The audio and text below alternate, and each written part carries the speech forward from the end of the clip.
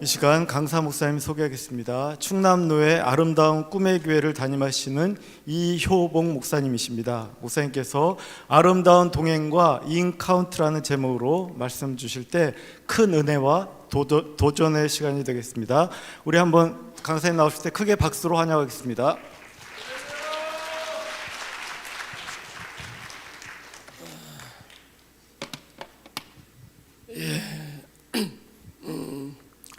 제가 이 목소리가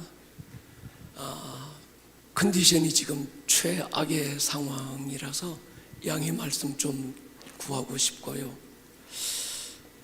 어째 잘 들리시는가요? 뒷동네 괜찮으십니까? 예, 감사합니다. 저는 인천 아름다운 꿈의 교회를 개척해서 여기까지 잘 섬기고 있는 이효봉 목사입니다. 이런 자리에 서본 적이 없어서 부담스럽기도 했고, 또 자칫 잘못하면 이게 무슨 지자랑도 아닌데 이렇게 될 것도 같고 굉장히 조심스러운 마음이 있었습니다.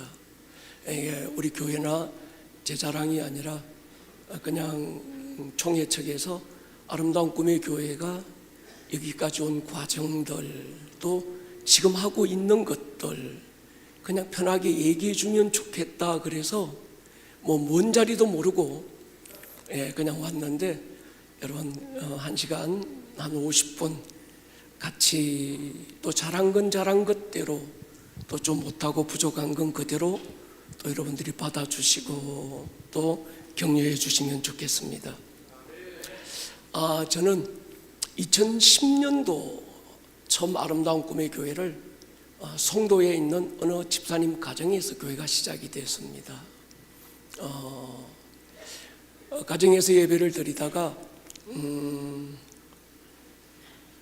그 아파트 옥상에 가면 게스트하우스가 있는데, 게스트하우스에서 또 예배 드리다가 어느 집사님 스튜디오에서 또 예배 드리다가 나중에는 7080 라이브 카페를 또 빌려서 예배도 드렸습니다. 그때가 분위기는 제일 좋았던 것 같아요. 조명도 아주 주변에 어떤 이런 데코레이션도 굉장히 좋았던 것 같아요. 그러다가 지금 오봉산이라고 하는 산자락에, 사실 그때 길도 없었어요. 거기에 교회를 틀을 잡고 지금 이제 16년째 접어든 것 같습니다. 어떤 때는 예배 드릴 곳이 없어서 오봉산 그 정상에서 주일 예배를 산 위에서 우리가 같이 예배 드리기도 했고요. 근데 장소보다 더 중요했던 건 주님을 향한 우리의 그 간절함들이, 갈망들이 더 그때 예배가 더 충만했고 임재가 강력했다는 생각을 해보게 됩니다. 교회를 개척을 하면서 두 가지에 먼저 집중을 했었어요. 한 가지는 교회론이었습니다. 목회자가 생각하는 교회가 뭐냐라고 하는 건 굉장히 중요하다고 생각을 했어요. 두 번째는 목회 철학이었습니다. 내가 왜 목회를 해야 되지? 목회자로 살아야 되는 이유가 뭐야? 이 부분, 제 안에 어떤 교회가 있고 제 안에 목회 철학이 있어야 그게 어떤 밖으로 나올 수 있겠다라는 생각을 하게 된 거지요. 제게 이 교회론과 목회 철학에 영향력을 준 두 분이 계셔요. 두 분 다 지금 하늘에 계시지만 한 분은 옥하는 목사님이었습니다. 저는 이분을 통해서 교회가 무엇냐에 대해서 공부를 했던 것 같아요. 물론 그 어른을 뵌 적은 없지만 세미나나 칼 세미나 혹시 다녀오신 분들도 계실 텐데, 제자훈련 지도자 목회자들 어떤 칼 세미나, 또 하나는 평신도를 깨운다라고 하는 그분의 책이 제게는 굉장한 도전과 교회가 이것이 교회구나, 신학교에서 배우지 못했던 교회론을 그 어르신에게서 제가 배웠던 것 같아요. 또 하나 이 목회 철학에 대해서는 하용조 목사님의 영향을 받은 것 같습니다. 물론 그 어른도 저는 뵌 적이 없습니다. 그렇지만 그분의 책 사도행전적 교회를 세운다 라는 어떤 그분의 책, 그 안에 보면 사도행전적 영성, 사도행전적 예배, 사도행전적 어떤 평신도, 이런 도전을 제게 주었습니다. 그 교회가 있어서 대한민국이 소망이 있다고 할 수 있는 교회가 있을까? 그게 강남에 있는 교회든 아니면 어디에 있는 교회든 이 대한민국 안에 그 교회가 있어서 대한민국이 소망이 있어 할 만한 교회를 꼽으라고 한다면 사실 저도 찾을 수가 없더라고요. 수만 명이 모이고 금배지들이 모이고 나름 VIP들이 모인다고 하는 그 교회들이 그곳에 있어서 과연 한국이 소망이 있을까라는 어떤 퀘션 말이죠.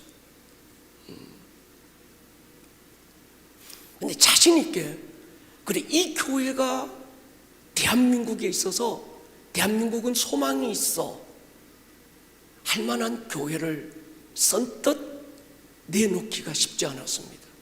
그런데 사도행전에 나오는 어떤 그 교회가 서울 강남이 아니고 아니면 저 전라도 어떤 어촌 아니면 강원도 저 산골 어딘가에 있다면 그 교회가 크고 화려하지 않아도 그 교회가 그곳에 있음으로 인해서 대한민국이 소망이 있다고 할 수 있지 않을까, 이런 생각을 해보았습니다. 그래서 그때 교회가 처음 시작하면서 그래, 어디에서나 흔하게 찾아볼 수 있는 교회 말고 사도행전적 교회를 갈망하기 시작했습니다. 사도행전적 교회는 어떤 교회일까? 많은 교회들이 초대교회로 돌아가자.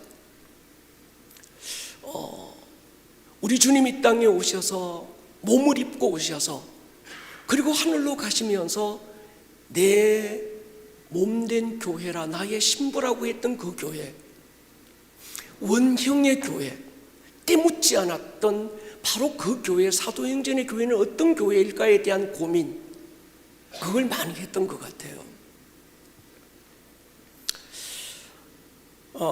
평신도도 마찬가지죠. 사도행전적 영성, 네가 믿는 너희 하나님이 어디 있느냐고 묻는 사람들에게 내가 믿는 하나님 여기 있어 보여줄 수 있는, 그리고 내 하나님은 이런 하나님이라고 증거할 수 있는 그런 영성 말이죠. 뒷동네 잘 안 들립니까? 여기 모니터가 너무 크니까 모니터는 빵빵하게 들리는 것 같아요. 모니터를 조금 줄여주시면 제가 볼륨을 조정할 수 있을 것 같습니다. 예배도 마찬가지입니다. 어떤 또 한 번의 예배가 중요한 게 아니라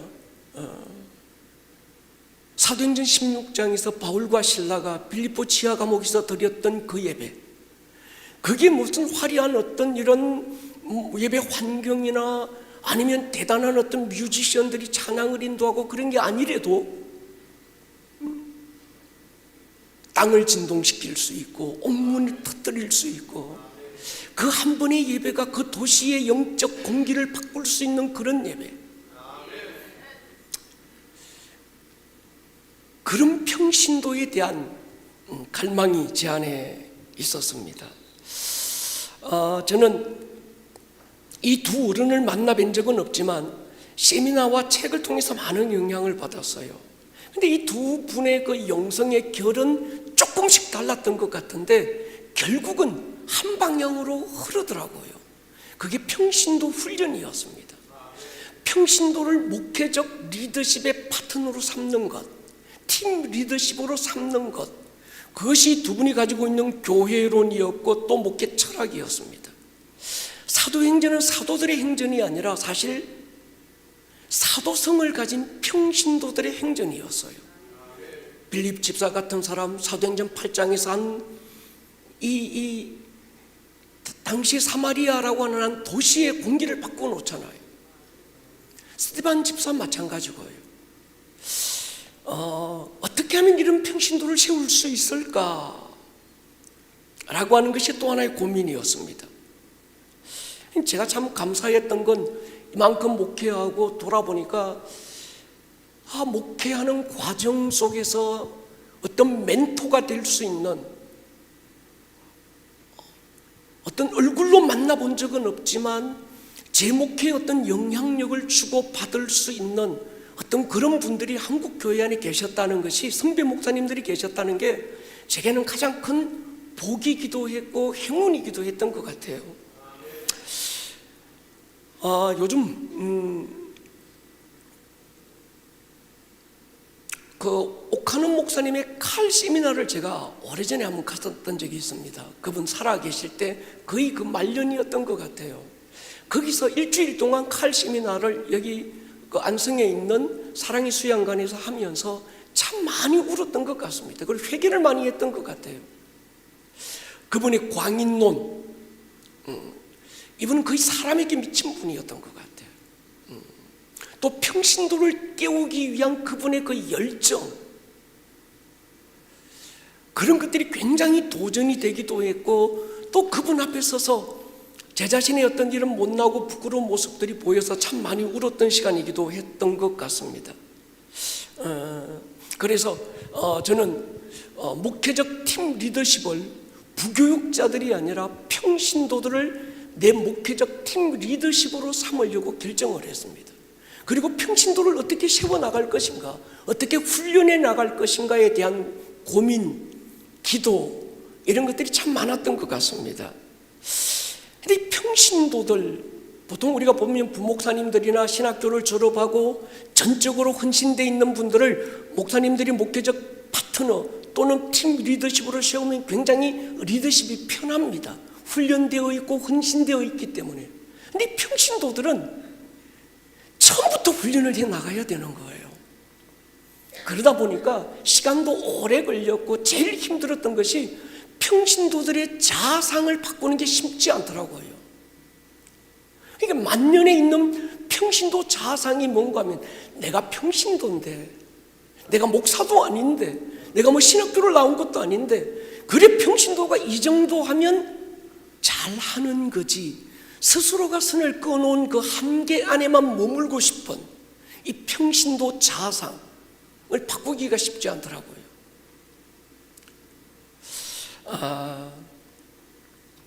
평신도들에게 그런 도전을 주었던 것 같습니다. 여러분, 사도행전 시대, 평신도라는 단어가 언제 나왔는가 하면 AD 313년 로마가 어떤 그 기독교를 국교로 삼으면서, 콘스탄틴이 기독교를 로마로 국교로 삼고 천주교가 시작이 되거든요. 당시 바벨론 종교와 짬뽕이 된 천주교가 시작이 되면서, 그때 당시 사제들 그룹이 중심이 되고, 사제들 그룹에 반대되는 남아있는 또 하나의 평신도 그룹을 이름을 뭘로 할 것인가 할 때 라오스라고 하는 평신도라는 단어가 사실 그때 시작이 됐었습니다. 그전에는 평신도라는 단어가 없었던 거지요. 사도행전적 교회의 핵심은 사실은 평신도 행전으로서 평신도들이 교회 주체가 돼서 어떻게 세워나가는지를 우리에게 보여주는 것이 사도행전이었습니다. 그래서 제일 먼저 교회가 뭐냐라고 할 때 교회 두 가지 패러다임을 한번 비교를 한번 해봤습니다. 정통적 교회의 패러다임은요, 보통 여러분 그 운동장에 가보면 세 종류의 사람들이 있습니다. 한 종류는 선수, 감독, 코치, 그 다음에 관중들이 있어요. 정통적 교회가 가지고 있는 패러다임의 선수는 목회자들입니다. 신학 공부를 하고 헌신된 어떤 이런 목회자 그룹이 교회, 정통적 교회에 뛰고 달리는 선수들이죠. 관중은 평신도예요. 구경하는 겁니다. 근데 구경하는 구경꾼은요, 절대로 구경만 하고 있지 않습니다. 판단자가 돼요. 평가자로 섭니다. 누구는 잘 뛰는데 누구는 못 달려, 누구는 열심히 하는데 누구는 덜 열심히 하는 것 같아 점수 매기고 체크하는. 지가 뛰고 달리면서 지가 평가하는 사람은 잘 없습니다. 교회 안에도요, 뭐 목사님 잘하니 못하니, 누가 막 어떤 사역을 잘하니 못하니 하는 사람들 보면 일을 안 하는 사람들이 되게 그 일을 하잖아요. 자기가 일하면서 그 얘기는 잘 않거든요. 사도행전적 교회 패러다임은 뭔가 하면, 사도행전에 나오는 뛰고 달리는 선수들은 평신도들이었습니다. 브리스길라 아굴라 같은 사람, 성경에 나오는 많은 평신도들 말이죠. 그래서 사도행전적 교회에 뛰고 달리는 선수는 평신도들. 그 다음에 목회자는 뭐 하는 사람입니까? 이 사람들은 코치 스텝들인 거예요. 여러분, 옛날 히딩크의 리더십이 조명받을 때 히딩크가 공을 잘 찬 건 아니었어요. 뭐 엉덩이 이만하고 배불렁 나오고 그 사람은 공차라고 그러면 뭐 공찰 수나 있겠습니까? 근데 히딩크가 했던 일은 뭔가 하면, 무명의 이영표나 박지성이 같은 사람들, 이 사람들 안에 있는 가능성을 본 거예요. 그 안에 있는 어떤 사자를 본 거지요. 그리고 그걸 끄집어내주고 동기부여해주고 뛸 수 있는 필드를 제공해주는 겁니다. 그것이 감독들, 코치 스태프들이 하는 일이구나. 목회자가 하는 역할이 뭘까요? 목회자가 열심히 뛰고 잘 뛰는 게 아니거든요.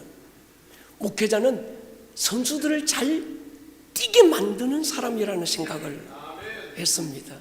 보통 리더십에 4가지 그 비유가 있더만요. 여러분, 똑개형이 있대요. 똑똑한데 게으른 사람. 똑부가 있답니다. 똑똑한데 부지런한 사람. 멍개가 있대요. 멍청한데 게으른 사람. 멍부가 있답니다. 멍청한데 부지런한 사람. 제일 문제되는 리더십이 유형이 뭐일까요? 멍청한데 부지런한 사람 제일 힘듭니다.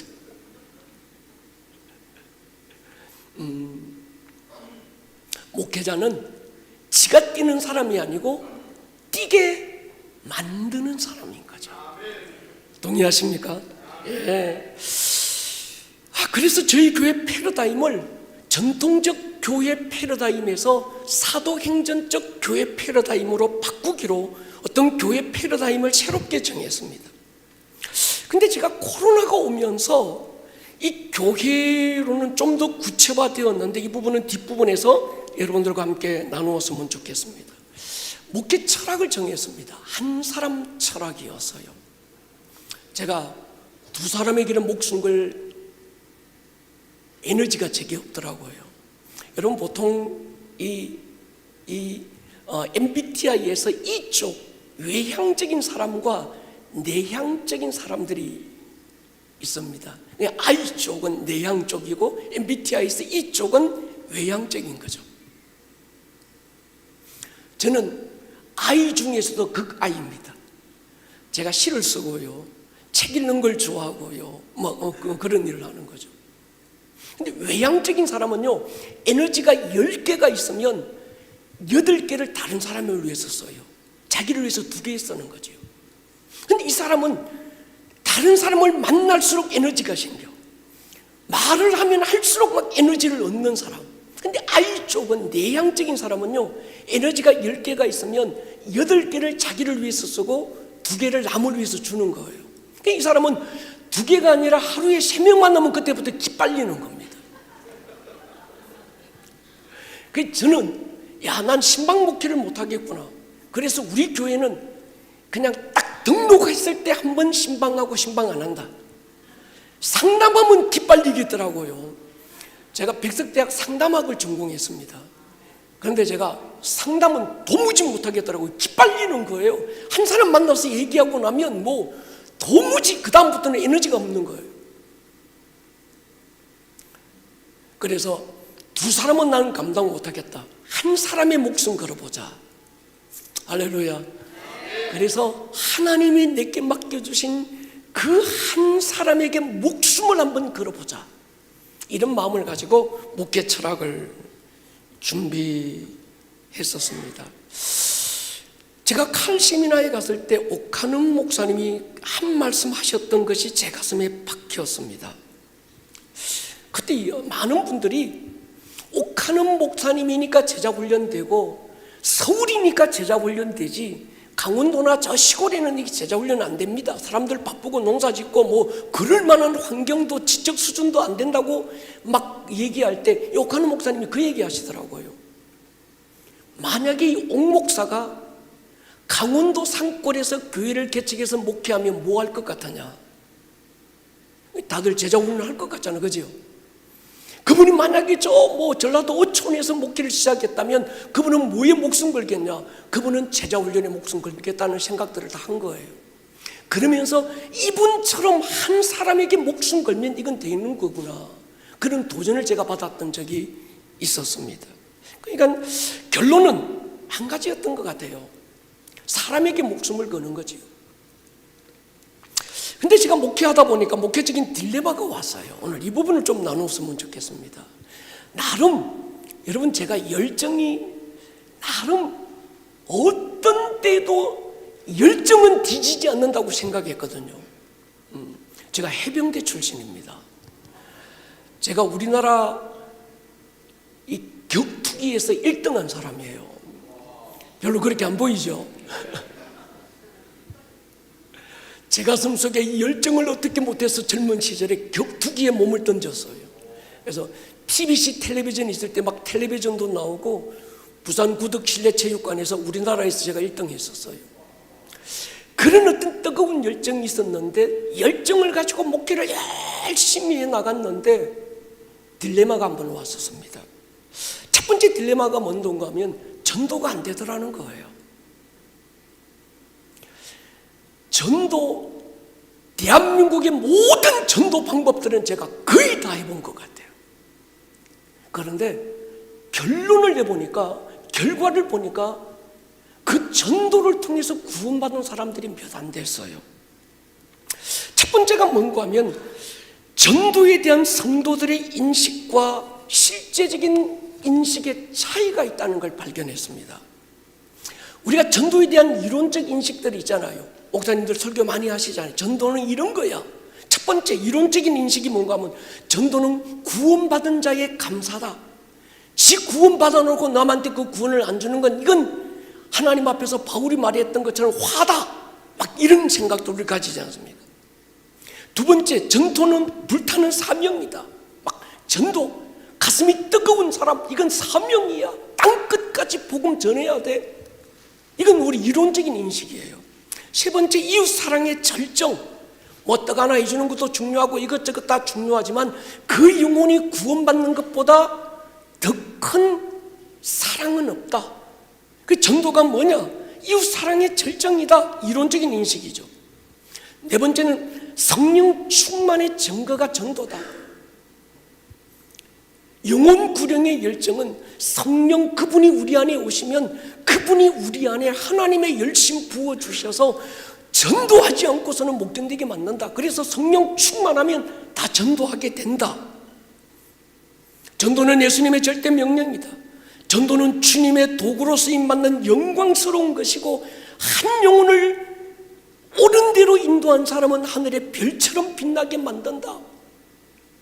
전도 하늘나라의 가장 큰 상급이다.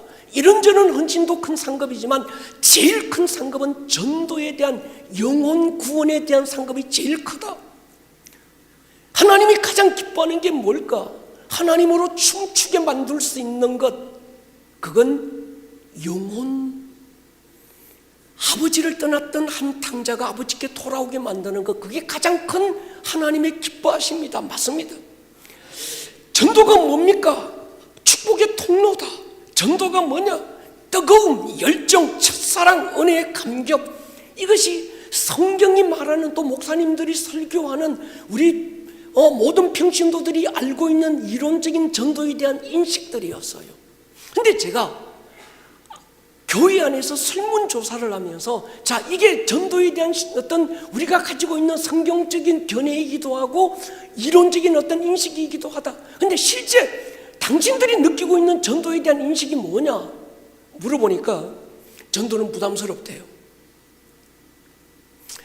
목사님들도 전도 부담스럽잖아요.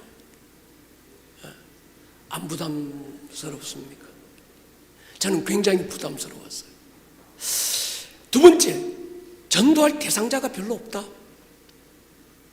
예, 유유상종이라고 예수 믿고 10년 지났는데도 주변에 불신자가 있다. 좀 문제가 있는 거죠, 그죠? 제일 주변에 불신자 없는 사람들이 누군지 아세요? 여러분들입니다. 목사님들 주변에 불신자 없습니다.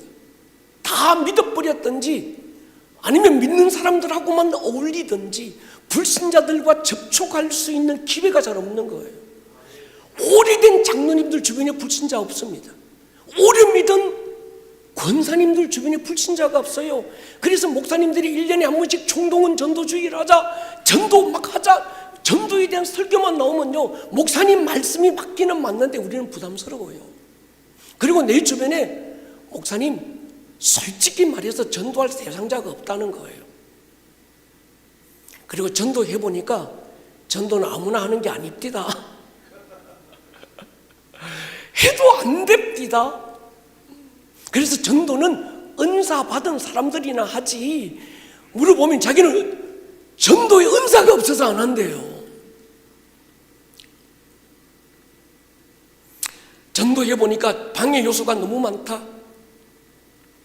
전도해보니까 가서 예수 믿으라 권하고 이런 환경도 안 되지만 다른 사람들을 불편하게 만들고 어떤 이런 사생활 침해더라. 전도가 뭡니까? 예. 나 하나 믿기도 힘든데 누구 하나 교회 데리고 와가지고 그 하나 그냥 예수 믿기까지 그리고 구원받기까지 그 시다발이 하려고 하니까 보통 기가 막힌 게 아닌 거예요. 차라리 목사님 전도 막 총동원 전주주의를 하자. 그리고 한 사람씩 전도해보자. 그때 조금 그저 뭐 쪽팔리는 게 낫지, 괜히 한 사람 데리고 왔다가 그거 인간 될 때까지 책임지는 게 더 힘들더라, 이런 얘기들인 거예요. 여러분 동의가 되십니까? 예. 또 잘못된 구원관, 어떤 뭐 택함 받은 사람만 구원받는다는 신학적인 잘못된 부분들, 그리고 전도해와도 교회가 책임 못 지더라.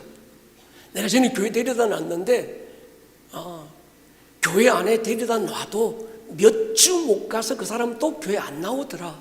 한두 번 해본 것도 아니고 겨우 막 시다바리처럼 뒤치다거리 해주고 내가 빚진 것도 아닌데 마치 빚진 자처럼 막 비유 맞춰주고, 그래서 사정해서 교회 하나 데려다 놨는데 며칠 못 가더라. 처음에는 반짝하다가 조금 있으니까 시험 들고 막 그래서 교회 또 안 나오는데 교회 데려다 봐도 아무 큰 의미가 없더라, 그런 생각들인 거예요. 그리고 굳이 내가 전도 안 해도 이 나라 교회가 너무 많은데 굳이 꼭 뭐 자기가 안 해도 되겠다 뭐 이런 생각들을 가지고 있는 것 같아요. 그러니까 이런 전도에 대한 이론적인 인식과 전도에 대한 실제적인 성도들이 가지고 있는 인식들을 한번 비교해 보기 시작했습니다. 그 다음에는요, 교회 등록 성도를 한번 분석을 제가 해봤습니다. 교회 등록한 100명, 딱 그 100명을 분석을 한번 해봤습니다. 근데 거기서 89명이 수평이동이었어요. 뭐 시골은 어떤지 모르겠습니다. 뭐 천안 여기 아산 여기는 어떤지 모르겠는데 인천은요 거의가 100명 중에 89명이 수평이동이었어요. 전도되어 온 불신자 4명입니다. 전도되어 온 회심자, 옛날에 믿다가 안 믿었던 사람, 방학했던 사람, 그 사람들이 4명. 전도 없이 누가 전도해온 것도 아닌데 어느 날 갑자기 십자가 보다가 또 주변에서 노래 듣다가 뭐 옛날에 주일학교 때 불렀던 찬양, 아니면 누군가가 내가 막 마음이 힘들고 어려웠다가 힘든 그 상황에서 뭐라도 붙들어야 되겠는데 딱 보니까 그때 십자가 불이 빤하게 비치고 자기 마음이 막 울렁거려서 옛날에 주일학교 때 다녔던 교회 생각나서 나왔다는 사람이 3명. 이게 100명, 우리 교회에 등록했던 성도들 100명을 설문조사를 해서 분석을 해보니까 이런 데이터가 나왔습니다. 우리 교회뿐만이 아니라 국내 전도 통계, 한국 국내 전도 통계도 마찬가지입니다.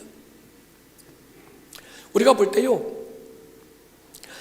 특별한 필요에 의해서 교회 나온 사람 1, 2%, 자발적으로 나온 사람 2, 3%, 목회자, 특히 개척교회 목사님들의 어떤 그 권면과 그들의 삶을 보고 교회 나온 사람들이 5, 6%, 가정방문에서 전도되어 온 사람 1, 2%, 주일학교 때 나왔다가 교회 다시 나온 사람이 4%에서 5%, 대중전도 집회 0.5%. 그러니까 대중전도 집회 막 부흥해가지고 총동원 전도주의를 해가지고 교회 오래 다니면서 구원회까지 이런 사람들이 거의 없더라는 거예요. 어떤 교회 프로그램도 마찬가지죠. 근데 대다수 75%에서 90%가 관계전도라는 걸 볼 수 있었습니다. 주변에 가장 가까운 사람들, 그들을 통해서 권면받고 교회 나온 사람들이 압도적인 어떤 퍼센트를 차지한 거예요. 그럼 누가 전도했는가 볼 때요, 우리는 보통 보면 전도 이론적인 인식으로는 낯선 사람들이 예수 천당 불신 지옥 피켓 들고 예수 믿으십시오 이래가지고 교회 나온 줄 아는데 아닙니다. 친구와 친척과 가족들의 인도를 통해서 교회 나온 사람들이 대다수였습니다. 어떻게 교회 나왔는가? 복음 듣고 나왔다, 그런 사람들 잘 없었습니다. 사랑의 표현들, 관심, 어떤 그들의 삶의 현장에서 작은 사랑과 정성을 통해서 마음이 움직여서 교회 나온 사람들이 대부분이었고요. 언제 회심됐는가? 우리는 갑자기 막 하늘에 불 받아가지고 막 주야 하다가 막 집회 참석하고 갑자기 가슴이 뜨거워져서 할렐루야 바울처럼 다메섹에서 뒤집어진 줄 아는데, 그런 사람들은요 거의 없었어요. 1년의 과정과 시간을 통해서, 때로는 사람을 통해서, 때로는 메시지를 통해서, 때로는 이런저런 관심과 돌봄을 통해서 많은 사람들이 구원에 이르더라라고 하는 걸 우리가 분석을 해냈습니다. 특히 관계성에서 한 사람의 관계로 교회에 나온 사람들은요, 그 한 사람과 관계가 교회에서 깨지고 아니면 세상에서 깨지고 나니까 교회도 안 나오더만요.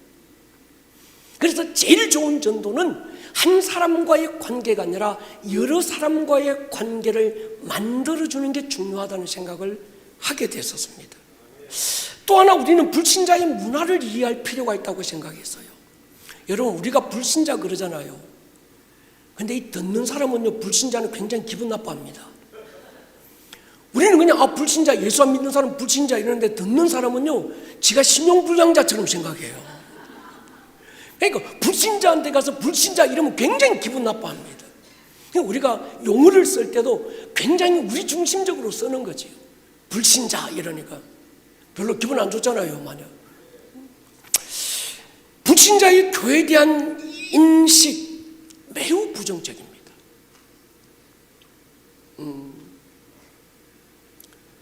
여러분, 절에 가보셨습니까? 예. 절에 가면요, 눈에 보이는 탱화 기분 안 좋아요. 귀에 들리는 목탁 연불 소리, 정상적인 그리스도인이라면 별로 기분 안 좋습니다. 코로 맡는 향 냄새, 절에 있다는 그 모든 어떤 이 영적 분위기를 떠나서 모든 게 그냥 죄책감 느끼기도 하고 빨리 도망가고 싶기도 하고 그러잖아요. 근데 불신자가 교회 오면요, 교회 안에 이상한 냄새가 난대요. 그러니까 우리는 불신자 돼본 지가 오래돼서 불신자가 교회 오면 어떤 마음을 가지는지를 잘 몰라요. 어떤 기분으로 교회와 앉아 있는지도 모릅니다. 그분들의 정서와 그분들의 문화와 그분들의 어떤 그 상황을 우리는 이해를 잘 못하는 거예요.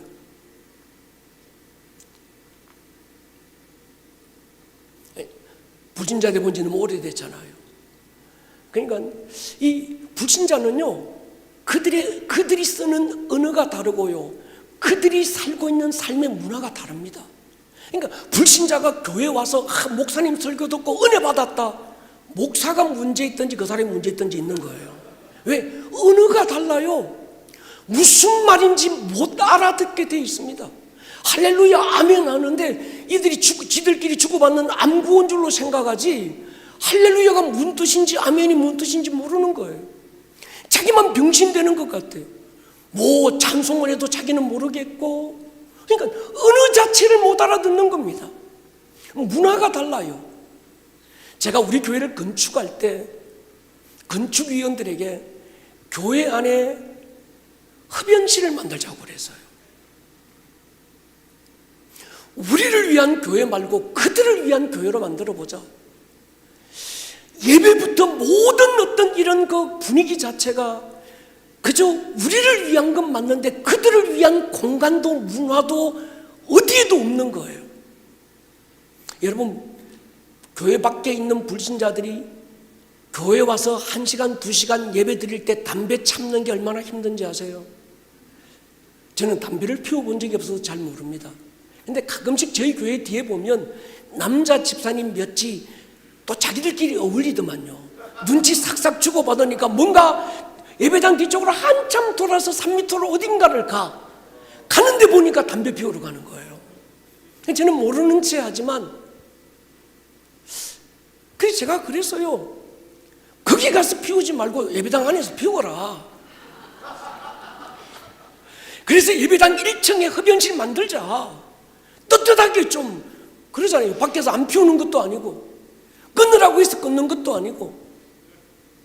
할렐루야. 예. 건축위원들이 제게 와서 정중하게 목사님 요건 조금 고려해 주시면 좋겠다고. 그 제가 결국 못했어요. 담배 피우면 지옥 갑니까? 아니잖아요.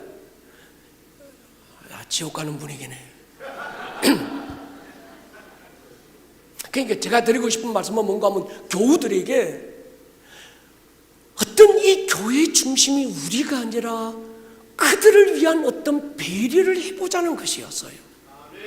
할렐루야. 문화가 달라요. 그러니까 선교지라고 생각하면 됩니다. 여러분, 선교사가 선교지 갈 때 2가지 해야 됩니다. 그들의 언어, 그들의 문화를 이해할 수 있어야 합니다. 그 나라에 선교하러 가면서 그들의 문화를 이해 못하고 그들이 가지고 있는 언어를 모르고 복음을 전하면요, 그건 복음이 전해지지 않는 거거든요. 그들의 언어로 그들의 문화 안에서 복음을 전해야 되는 거예요. 이런 부분에 좀 집중하기 시작했었습니다. 특히 교회에 대한 불신자들의 어떤 이 부정적인 인식은 사실은 코로나가 오면서 더 극도의 혐의로 바뀌어버렸습니다. 그러니까 저희 교회가 새롭게 교회를 건축하나 하고 다시 하나님께서 메가처치에 대한 마음을 주시고 교회 앉을 자리가 없고 막 코로나 터지기 전에 보조 의자 놓고 복도에서 예배드리고 막 이런. 저희 교회는 사실 교회 오가는 길이 없어요. 교회 길 난 지 얼마 안 됐습니다. 산 밑에 있어가지고 주일날 성도들이 교회 오면요, 신발 위에다가 금덩봉다리 씌워가지고 왔어요. 비 오면 길이 없으니까 밖에서 뭐 교회가 있는지 없는지도 모르고. 이분들이 그 어떤 교회 밖에 있는 그분들 코로나가 오면서 저희들이 교회를 새롭게 건축한다고 그 큰 대단히 아파트 그 단지 한 정문 앞에 500평 종교 부지를 사서 그 다음에 이제 교회 건축한다고 모든 걸 다 세팅해놓고 시작하려고 할 때 코로나가 왔어요. 근데 주변에서 교회가 들어오는 줄 알고 프랜카드 붙인 게 뭔지 아십니까? 그 혐오 시설이 들어온다고 현수 막 쫙 다 붙여놓고요, 교회가 혐오 시설로 바뀌어버렸습니다. 지금은 더 어려운 거지요. 또 교회 불신자들은 교회 가면 어떤 분이 그런 분이 있었어요. 내가 괜히 예수 일찍 믿어가지고 나중에 죽기 전에 할렐루야 이러고 죽으면 되는데 일찍 자기가 교회 믿은 게 제일 후회스럽다는 분도 있었어요. 왜? 하고 싶은 거 못한다고 생각하는 겁니다. 교회 다니면 모든 것들을 치안받는다고 생각하는 거예요. 위로 하나님으로 눌리고 신앙 양심에 자기 자신의 어떤 이 양심 쪽에 또 눌리게 되고, 술, 담배, 제사 문제, 뭐 오락 마찬가지죠. 교회는 불신자들의 교회 문화의 충격을 고려하지 않고 있다는 것 또한 하나의 문제거리였습니다. 성도들의 유창한 기도를 들어보면 우리는 은혜가 되는데 불신자들은요 그게 부담스러워요. 그래서 기도시키는 게 제일 부담스러워. 이런 것들 말이죠. 그리고 대개 하는 얘기들이 전도에 보면 지금은 안 나가고 때가 아니고 언제라도 때가 되면 내가 나갈게요. 이런 분들이 참 많았던 거예요. 그래서 저희는 전도에 대한 대안을 새롭게 만들기 시작했습니다. 여러 가지 전도에 대한 이론적 인식, 실제적인 인식, 분포도부터 시작해서 교회 등록한 사람들의 여러 가지 상황들을 고려해서 그러면 어떻게 전도할 것인가에 대한 고민들을 하면서 이런 대안들을 만들었습니다. 첫 번째, 불신자의 문화와 그들의 입장을 배려하는 접근이 필요하다. 두 번째는 그들의 문화와 교회 밖에 있는 그들이 교회 안에 들어와서 처음 겪게 되는 문화적인 충격을 흡수할 수 있는 완충장치가 교회 안에 필요하다. 그들이 교회 안에 와서 예배하면 그냥 교회 예배라고 하는 우리가 가지고 있는 문화와 이 분위기에 딱 처음 맞닥뜨리면 그 충격이 너무 큰 거예요. 그래서 이걸 뭔가 완충할 수 있는 어떤 장치가 있으면 좋겠다. 우리를 위한 교회이기 전에 그들이 교회에 왔을 때 적응할 수 있는 어떤 환경이 필요하겠다는 생각을 했었습니다. 세 번째, 전도의 패러다임에 대한 변혁이 필요하다는 인식을 했었습니다. 그래서 만든 것이 아름다운 동행이라고 하는 프로그램입니다. 이건 조금 이따가 다시 설명을 드리도록 하겠습니다. 두 번째 목회적 딜레마가 뭔가 하면 성도들의 삶이 변화되지 않는 거예요. 목사의 설교를 듣고 은혜는 너무 많이 받습니다. 그냥 제가 쑥떡같이 말해도 찰떡같이 듣고 은혜 받아요.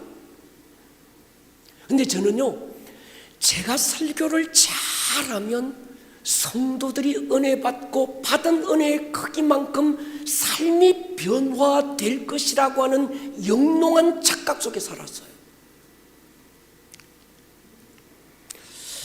근데 목회를 하면서 딜레마가 딱 왔는데 은혜는 받는데 삶이 변화 안 되는 거예요. 그때부터 강단에서 설교하는 게 두려워졌습니다. 내가 왜 설교해야 되지?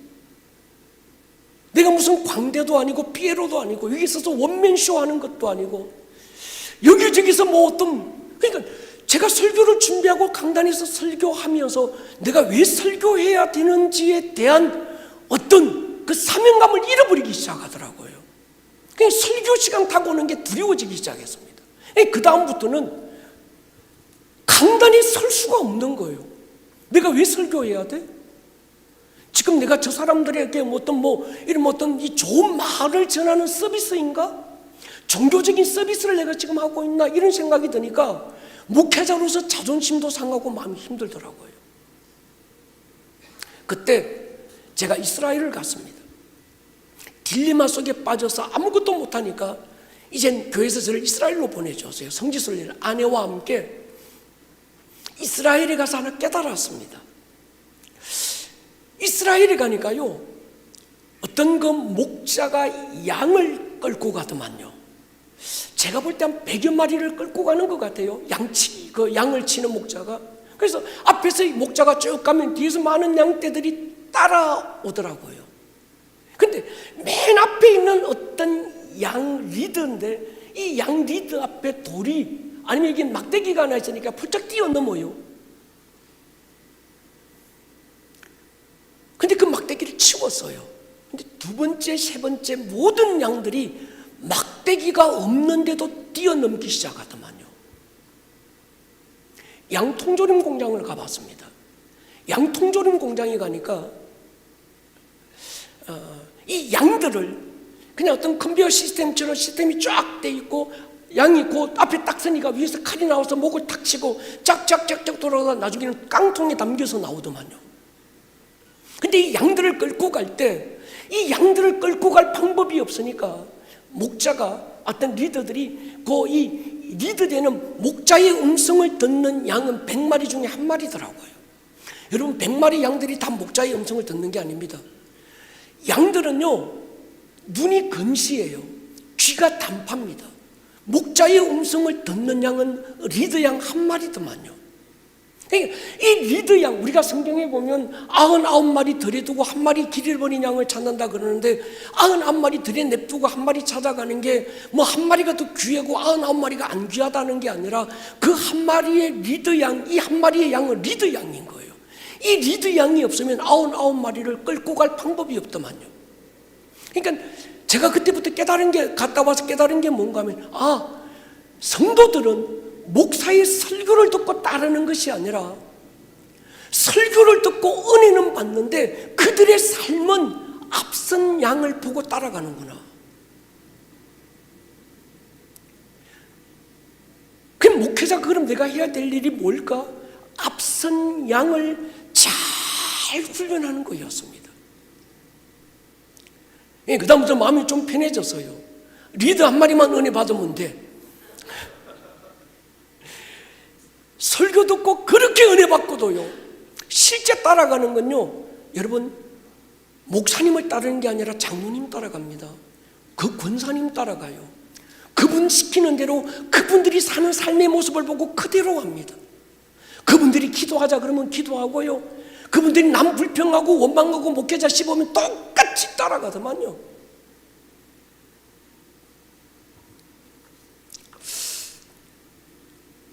또 하나의 딜레마가 있었습니다. 소그룹 안에서의 문제였어요. 소그룹, 셀, 목장, 구역 참 열심히 만들어서 이것이 교회다 싶어서 어떤 두 날개의 교회, 균형 잡힌 목회 막 이러면서 이 소그룹에 대한 중요성을 잘해서 잘 세워놨는데 여기서 맨날 시험 들어요. 설교 듣고 은혜 받고 시험은 이게 목장 안에서, 구역 안에서 시험 다 들어. 지들끼리 누가 어떤 말을 했네, 만에 이 삐쭉 실쭉 뭐 이래가지고 시험 다 드는 거예요. 그래서 아무튼 야, 이거 구역을 없애야 돼, 이 셀을 없애버려야 돼, 막 이런 생각까지 하게 됐었습니다. 어떻게 하면 이 셀을 건강하게 세워갈 것인가가 목회적 딜레마 속의 또 한 부분이었던 것 같아요. 세 가지 딜레마 중에 첫 번째가 전도가 안 되더라. 불신자들 거의 없어요. 이 주문이 있다가 이 주문이 오는 거예요. 그럼 내가 목회를 해야 되는 이유가 없더라고요. 주변에 교회가 없어서 뭐 그런 것도 아니고, 목사님이 없는 것도 아니고, 저렇게 많은 교회들이 있고 저렇게 많은 목사님들이 계신데 내가 또 목사를 해야 될 이유가 뭐며, 내가 또 교회를 개척해야 될 이유가 뭐야, 이런 딜레마 말이죠. 두 번째는 성도들의 삶의 변화, 세 번째는 이 소그룹이 변화가 되지 않더라 라고 하는 것.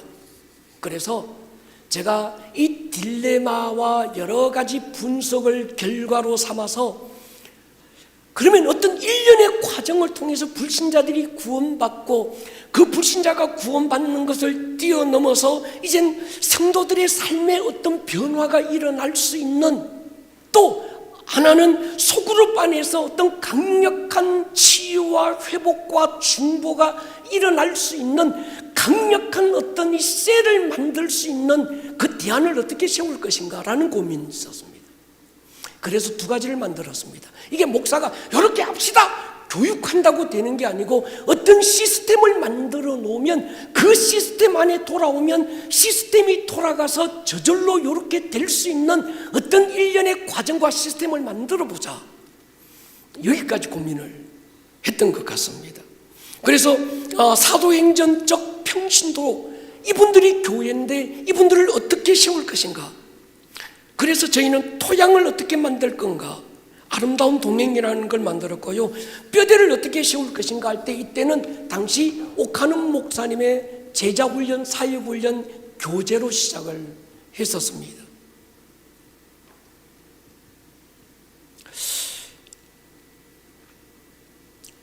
그 중에 여러분들에게 소개하고 싶었던 게 아름다운 동행입니다. 이 아름다운 동행, 저희 교회는 이게 6주의 과정이에요. 불신자들을 교회에 초청해서 6주간 매주 한 번씩 저희 교회가 만든 프로그램이기도 합니다. 여기서 저희들이 해보니까 조금 이따가 소개하겠습니다. 아름다운 동행을 하고 나니까 이 6주 과정 속에서 육주 과정이 불신자들이 초청되고 또는 어떤 그 회신자들이 초청되고 여러 종류의 사람들이 와서 이 아름다운 동행이라는 시스템 안에 들어오면 6주가 지나면 성령 체험 다 하고 거의 80~90%가 예수님을 영접하는 어떤 결과를 만들기 시작했었습니다. 어떤 불신자 전도뿐만이 아니고 교회 안에 이런 셀이라고 하는 목장을 건강하게 그저 어떤 편리에 따라서 야 몇 명 연령대로 이렇게 해가지고 어떤 뭐 임의적으로 만들어 놓은 셀이 아니라 이 아름다운 동행 안에서의 셀들이 강력한 셀로 일어나기 시작했어요. 또 하나는 여기서 사도행전적 평신도들의 자상이 바뀌기 시작하고 그 평신도들의 리더십들이 세워지기 시작했습니다. 아름다운 동행 잠깐 영상을 한번 소개 영상을 한번 같이 보면 좋겠습니다. 주님의 마음을 주님의 심장을 주님의 시선을 가진 자 상한 갈대와 꺼져가는 등불을 외면하지 않을 자 누구인가 주님의 눈물을 주님의 아픔을 주님의 애통을 가진 자 이 땅을 향하신 주님의 마음을 가진 자 누구인가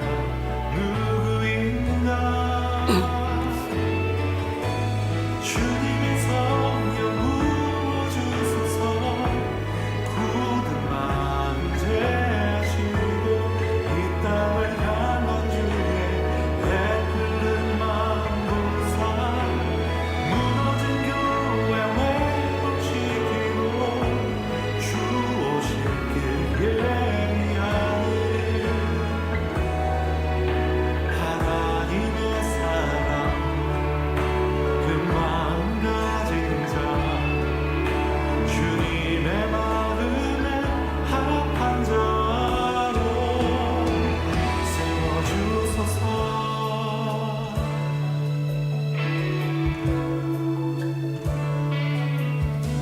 자신의 생각을 자신의 유익을 자신의 고집을 버린 자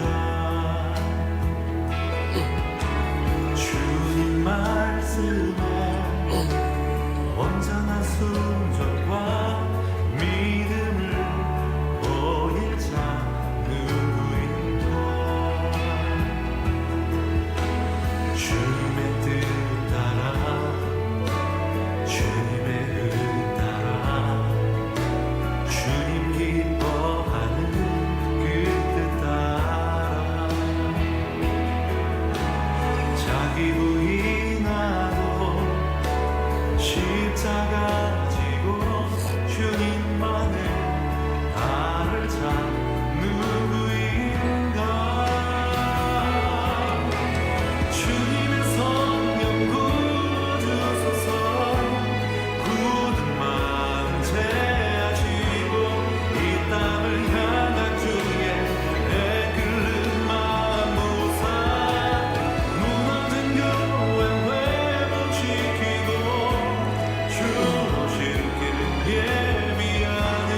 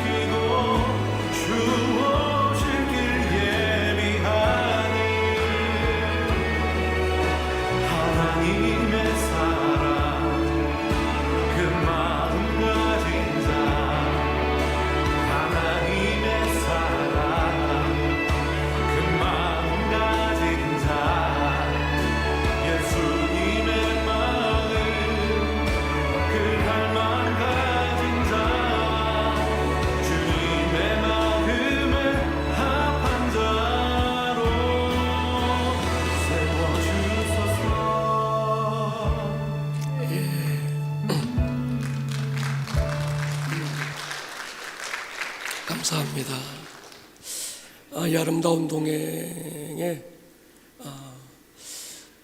그 인천에 옛날 나이트클럽 살인 사건이 있어서요.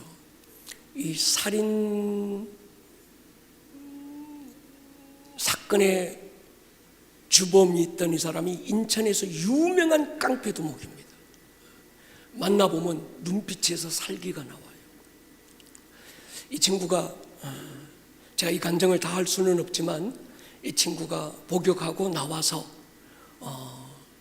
자기 마누라를 찾아러 왔는데 보니까 부인은 없고 애가 하나 있길래 엄마 어디 갔냐 물으니까 교회 갔다고. 교회 왔는데 저를 딱 만난 거예요. 내가 데리고 와서 옥양절에 데려놓고 얘기는 들었으니까 나이가 지금 50대 중반쯤 됐을 거예요. 인천에서 깡패 쫄병들은요, 이 깡패 두목 한번 만나는 게 영광으로 생각해서요, 이 사람 만나기 위해서 쫄병들이 교회 오기 시작했습니다. 한번 만나려고.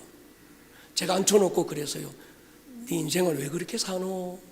그러니까 이 사람이 당황해가지고 처음 만났는데 누구도 지한테 그런 얘기한 사람이 없는데 제가 가서 인생을 왜 그렇게 살아? 하니까 충격을 받아서 멍하더라고요. 이런저런 얘기하면서 꼭 참석 한번 해봐라. 근데 이 친구가 여기 와서 예수님을 만났습니다. 별로 기분 안 좋습니까? 옛날에요, 그 KBS인가 어딘가 그 PD 수첩 같은 데서 대한민국의 진짜 무당, 가짜들 말고 진짜 무당을 심층 취재하기 시작해서요, 거기서 3명 무당을 골랐습니다. 유명한 무당. 근데 둘은 못 맞추고 한 명이 미션을 맞춰요. 그 여자분인데 이 여자 무당의 아들이 이 아름다운 동행을 통해서 그 며느리와 아들이 예수님을 만났습니다. 그리고 두 분이 제게 와서 목사님 기도해 주시라고. 왜? 이번에 집에 가면 모든 제기들 제사 지낼 때 뭐 이거 다 없앤다고. 그래서 영적 전쟁하러 간다고 그러길래 두 아내 남편 머리에 손 얹고 예수의 이름으로 막 선포하고 가서 다 없애고 돌아왔어요. 여러분, 그 무당이 그렇게 소문나고 난 다음에 국회의원들, 장관들 돈보따리 싸들고 막 찾아오고요, 야단 났었더랬어요. 근데 그 무당지대에서 그러니까 부인이 먼저 아름다운 동행에서 예수님을 만나고 그 다음에 자기 남편을 어떻게든 이 아름다운 동행에 초대해서 예수님을 만나게 하려고 온갖 수단 방법을 다 썼는데도 이 남편이 하는 얘기가, 우리 엄마가 무당지대에서 돈 벌어서 나 먹이고 공부시켰는데 내가 어떻게 교회 가냐, 그럴 수 없다, 엄마를 배신할 수 없다, 이래가지고 끝까지 안 나오더라고요. 그러니까 우리 중보팀들이 빡세게 막 기도하니까 어느 날 이 남편이 머리가 아프기 시작하는 거예요. 머리부터 발끝까지 안 아픈 데가 없는데 병원에 가면 병명이 없어. 그래가지고 죽을 것 같으니까 우리 목사님 용하대, 기도 안 받으면 된대. 그래가지고 기도 받으러 와서 제가 기도해 줬어요. 근데 바로 기도 안 해줬습니다. 아름다운 동행에 참여해라. 왜요? 한 번 기도해주고 끝나면 예수 안 믿거든요. 그래서 이 아름다운 동행을 통해서 예수님을 만났고, 정말 이 깡패했던 그분도 그렇고 이 무당 아들도 그렇고 이 예수님을 만나고 영접하는 그 과정 속에 치열한 영적 전쟁들이 어마어마하게 일어나더만. 우리가 주말 캠프라고 하는 게 있는데 1박 2일로 그 캠프 가서는 이게 머리가 빠개지듯이 아프고 막 얼굴이 불그락불락해서 막 자기 속에 어떤 분노가 일어나는데 이걸 뒤집어 엎으려고 그러고 온갖 게 막 다 일어나더라고요. 근데 우리 중보기도 팀들이 영적 어떤 힘을 가지고 막 압도해 나가고 이겨나고 나니까 그래서 괜찮아졌는데, 어떤 한 사람이 예수께 돌아와서 구원받는 일련의 과정들이 쉽지가 않더라고요. 그런 간증들 하자면 지금 밤새도 제가 못하고, 이 아름다운 동행을 잠깐 소개하면요, 아름다운 동행은 3가지에 집중했습니다. 하나는 지성, 감성, 영성입니다. 사람은 머리로 이해가 될 때, 그 다음에 이 감성이라고 하는 어떤 그 의지가 열릴 때, 그 다음에 영성이라고 하는 어떤 영적인 부분이 해결됐을 때, 성령의 터치가 있을 때 한 사람이 변화가 되고 그분이 예수님께로 오를 수 있더만요. 그래서 이 세 가지, 지성만 가지고 안 된다. 감성도 있어야 된다. 사람은 머리가 움직여서 움직여지는 게 아니고 머리로는 동의가 되는데 가슴이 움직여지지 않으면 결단을 못 하더라고요. 그래서 예수가 누구냐? 그 첫 번째 첫날은 우리가 간정을 합니다. 넘겨보십시오. 그냥 세 가지 되는데, 첫날 우리가 6주인데 첫 주에 딱 오면 저녁 식사 같이 합니다. 두 번째는 토크를 들어요. 세 번째는 소그룹 속에 모여서 자기들끼리 또 어떤 온갖 걸 다 이런저런 많은 질문들을 하면서 서로를 어떤 관계를 엮어가는 게 소그룹입니다. 토크의 주제는 매주 주제가 다른데, 첫 주는 우리가 보통 간증을 합니다. 내가 아름다운 동행 참여해 봤는데 여기서 내가 이런 예수님을 만났어. 옛날에 난 이랬는데 이런 과정을 통해서 예수님을 만났고, 예수님을 만나고 나서 난 지금 이렇게 변화됐어. 이런 간증이 첫 주에 오면 밥 잘 먹고, 밥은요 정말 호텔식처럼 맛있게 해줍니다. 그 정도 퀄리티는 안 되지만 정성과 사랑을 담아서 식사를 준비하고 간식을 준비합니다. 그 다음에 토크를 통해서, 이 토크는, 저는 토크를 못 하겠더라고요. 저는 토크가 아니라 설교가 돼버리는 거예요. 그러니까 사람들이, 목사가 얘기하면요 제게는 불신자의 용어가 없는 거예요. 그들의 언어가 없고 그들의 단어가 내게 없어요. 왜? 저는 어렸을 때부터 예수 믿어서 20대 후반에 목사가 돼서 지금까지 오면서 한 번도 교회 밖의 언어를 제가 경험을 못 해본 거예요. 그러니까 제가 하면 설교가 돼. 사람들은 이거 또 목사 설교하고 앉았네 이러는 거예요. 그러니까 평신도 가운데 그들의 언어로 막 욕해가면서 그들의 어떤 언어로 예수가 누군지 얘기하니까 그분들은 너무 쉽게 듣는 거예요. 별로 크게 잘하는 토크도 아닌데, 제가 볼 때 어설픈데 뭐가 저들의 마음을 움직이고 공감을 일으킬까 보니까 자기들이 가지고 있는 언어를 쓰는 거예요. 그런데 여러분, 우리 목사님들은요 그분들이 쓰고 있는 언어가 없어요. 우리 미샤베가 막 이러잖아요. 할렐루야 막 이러고. 그래서 저는 이 아름다운 동행이 저는 언제나 빠지고 밥만 풉니다. 국 푸고. 그러니까 목사가 앞침하고 밥 폈다는 거 하나만으로도 사람들은 마음이 열려버려요. 밥 퍼주시기 바랍니다. 두 번째는 예수님이 누구냐? 예수님은 어떤 막연하게 예수라고 하는 어떤 성경 속의 인물이 아니라 실제 있었던 인물이다 라고 하는 것, 공자석과 비교해 가면서 이런 부분. 그 다음에 그 예수님이 AD와 BC라고 하는 역사의 기준점을 찍었다. 당신들이 AD 몇 년, BC 몇 년 얘기하는데 그 기준이 예수님이다. Before Christ가 바로 그 말이다. 이런 것. 그래서 히스토리는 히스토리, 그분의 이야기, 예수님의 이야기야. 역사는 이러면서 어떤 정말 때로는 과학적인, 때로는 역사적인, 때로는 사실적인 여러 가지 자료들을 가지고 예수님이 신화 속에, 성경 속에 등장하는 어떤 분이 아니라 실제적인 분.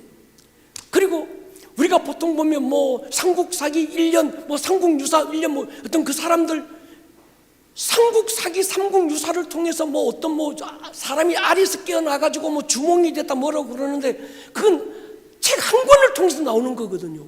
근데 예수님에 대해서는 이야기는 책 한 권이 아니라 누구보다 예수님에 대해서 얘기했던 책들이 너무 많은 거예요. 비교 한번 해봐라. 너 주몽 가짜라고 안 믿지? 진짜라고 믿지? 한 권이 그렇게 얘기하는 거야. 그런데 예수님은 예수님에 대한 이야기가 너무 많아. 그리고 예수님에 대해서 이 예수님을 증거하기 위해서 만난 사람들이, 목숨 버린 사람들이 너무 많다. 그러면서 어떤 사람들에게 도전을 주고 어떤 예수님이 누구신가에 대한 인식을 좀 바꿔줍니다. 세 번째, 믿음이 뭐냐? 우리 믿는다 그러는데 믿는 게 도대체 뭐냐? 이런 얘기. 기도는 어떻게 하는 거냐? 이런 이야기. 쉬운 얘기로 말이죠. 그럼 우리가 하나님이 인도하신다 그러는데 하나님은 우리를 어떻게 인도하시느냐? 그리고 이제 캠프를 갑니다. 1박 2일 캠프가 참 중요한데 이 캠프를 통해서 예수님을 영접하게 만들고 그 다음에 성령을 체험할 수 있도록 이 캠프의 모든 프로그램이 1박 2일인데 캠프에만 와서 그 자리에 앉아만 있으면 저절로 예수님을 영접하게 돼 있고 아주 마음을 활짝 열고 성령 체험을 하지 않으면 안 되는 어떤 그런 모든 분위기를 다 만들어 놨어요. 여기만 오면 되는 겁니다. 그러니까 그게 1박 2일의 프로그램들. 그러니까 저는 그전에는 아름다운 동행에서 저는 그냥 밥만 푸고 있다가 제가 하는 건 캠프에서 성령에 대한 부분을 터치하고 치유에 대한 부분, 하나님이 살아계신 거 보고 싶냐? 보여줄게. 그리고 치유 사역을 또 합니다. 그러니까 예수의 이름으로 병든 자들이 치유받는 것 성경에 기록되어 있어. 봐, 네 몸의 치유를 직접 한번 경험해봐. 이런 거 말이죠. 성령 막연한 분이 아니야. 성령님은 살아계셔. 어떻게 역사하는지 성경이 말하고 있는 성령의 역사 오늘 너도 동일하게 경험할 수 있어. 이게 주말 캠프에서 일어나는 1박 2일들의 사건들입니다. 그 다음에 마지막 주가 이제 교회론. 교회가 뭐냐? 쉽게 얘기해요. 교회는 목욕탕이다. 교회가 뭐냐? 교회는 병원이야. 교회가 뭐냐? 교회는 아직 공사 중이더라. 이런 쉬운 얘기, 교회에 대한 이야기를 하고 이제 교회로 초청을 하는 게 아름다운 동행입니다. 이 아름다운 동행, 이제 저희 교회에서 3월 말에 21기가 시작이 됩니다. 여러분 한번 관심 있는 분들 오셔서 참관하셔도 좋고요. 또 저희들이 아름다운 동행이라는 매뉴얼을 약 100페이지로 A4 용지로 만든 게 있어요. 뒤에 아름다운 동행 저희 교회 디렉터가 와 계신데 여러분 상담하시거나 아니면 그 자료를 달라고 얘기하시면 한글 문서된 매뉴얼을 여러분들에게 드릴 수도 있을 겁니다. 이게 저희들 교회 아름다운 동행 만남, 교제, 경험, 소그룹. 이때 만들어진 소그룹은 인위적으로 목사가 야 우리 몇 명 이렇게 소그룹해 구역해 이게 아니고 아름다운 동행을 통해서 어떤 평신도 리더가 그 사람을 통해서 여기에 있는 불신자들이 예수님을 만났고 하나님 살아계신 걸 경험했고 이 리더가 자기 한 영혼을 위해서 얼마나 희생하고 헌신하는 모습 그분들의 사랑을 경험했기 때문에 이 여기서 만들어진 셀은 굉장히 강력한 힘을 가지고 있습니다. 여기 안에서 삶을 공유하고요. 여기서 또 하나의 교회가 돼서 여기서 일어나는 어떤 그 은혜의 사건들이 굉장히 어떤 구역이라 해서 어떤 조직적인 어떤 인원 관리를 위한 게 아니라 여기서 거의 교회로서의 기능을 여기서 다 하고요. 여기서 은혜를 나누고 여기서 치유가 일어나고 여기서 회복이 일어나는 하나의 강력한 셀이 되는 경험들이 이 아름다운 동행을 통해서 소그룹이라고 하는 딜레마가 여기서 해결됐고 사람들의 삶이 변화 안 되더라는 어떤 이 딜레마가 여기서 해결되고 불신자들이 교회에 와서 전도되는 딜레마들이 여기서 저는 해결되는 경험을 제가 했던 거예요. 목회하면서 여러 가지 있었던 딜레마들 어떻게 해결할까 고민하다가 이것저것 짬뽕해서 제 머리가 좋아서 만든 게 아니고 우리 교회화 시켰던 게 아름다운 동행. 빨리 가려면 혼자 가십시오. 그러나 멀리 가려면 함께 가십시다 라는 어떤 슬로건을 내걸고 만든 게 아름다운 동행입니다. 또 하나 소개하고 싶은 게 있습니다. 인카운트라고 하는 건데요. 잠깐 영상을 한번 여러분들과 한번 보면 좋겠습니다.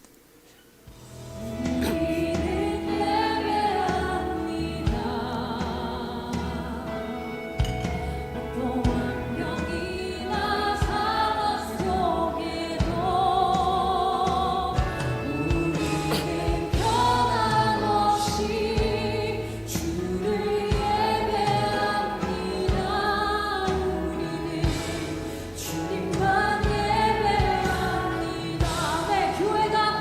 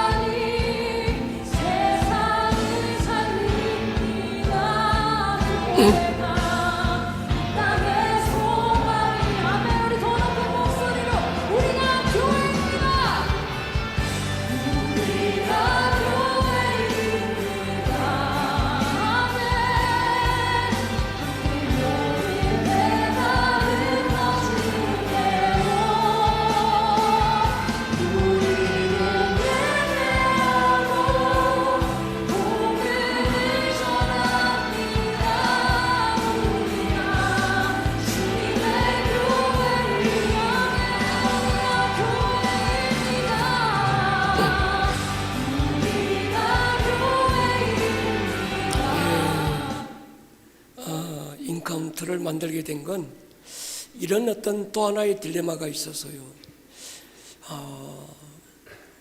예수 믿고 무당 아들이 깡패가 이런저런 막 살던 그 사람들이, 아니면 불신자의 문화와 영적 환경 속에서 살던 사람들이 교회에 와서 예수님을 만나고 나니까 그 다음부터 일어나는 영적 전쟁은 어마어마했어요.